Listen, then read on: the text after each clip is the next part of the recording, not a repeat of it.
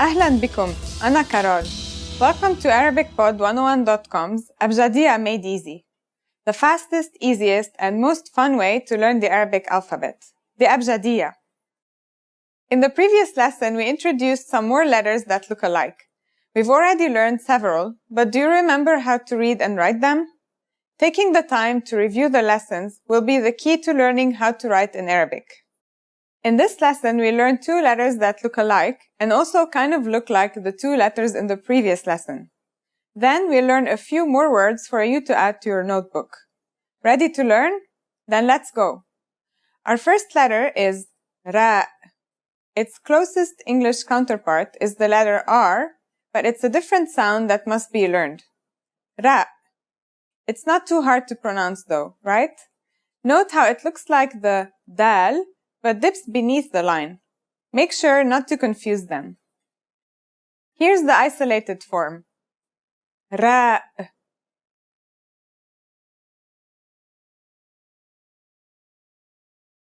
Now let's take a look at the other forms.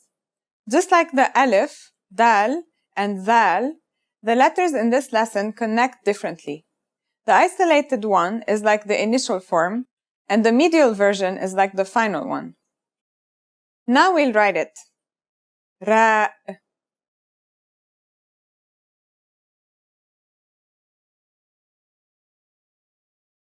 The second letter we learn in this lesson looks pretty familiar.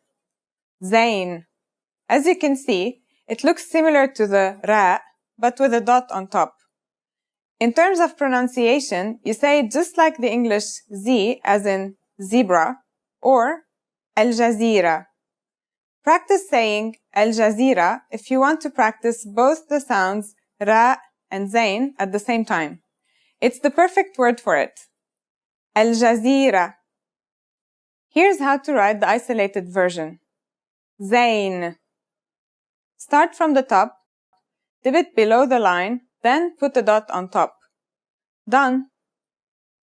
Now let's take a look at the other forms of Zain. You can probably guess that the isolated version is like the initial and the medial is like the final. Now let's write it. Zain.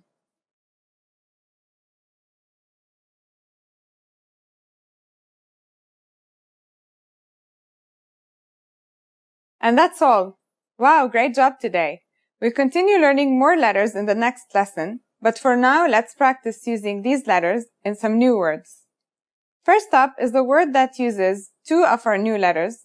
Try reading it out loud. It should be easy. It's pronounced jazar and means carrot.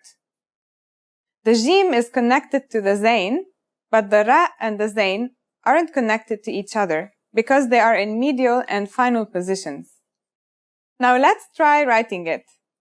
Jazar.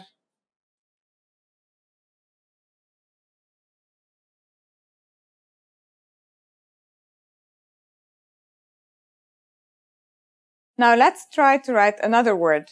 It's rad, meaning reply, like when you're replying to an email or message or someone talking.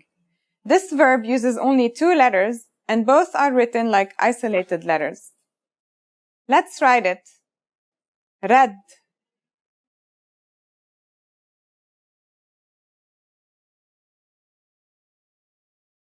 The last word we have in this lesson is the verb zara, which means visited. Note how all the three letters in this word connect differently, and so they are all isolated. Let's write it together. Zara.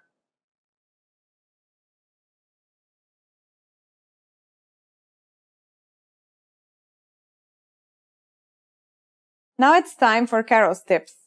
Grouping letters into those with similar characteristics makes memorizing them much easier.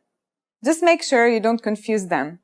Some letters look very much alike, the only difference is dots and their position. By reading more, you'll get used to the difference between the letters and their pronunciation. Good luck! In the next lesson, we'll be doing a review of the letters we've learned so far.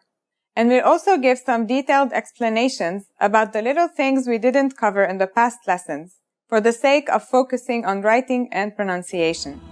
Let's get more in depth in the next lesson. Salam!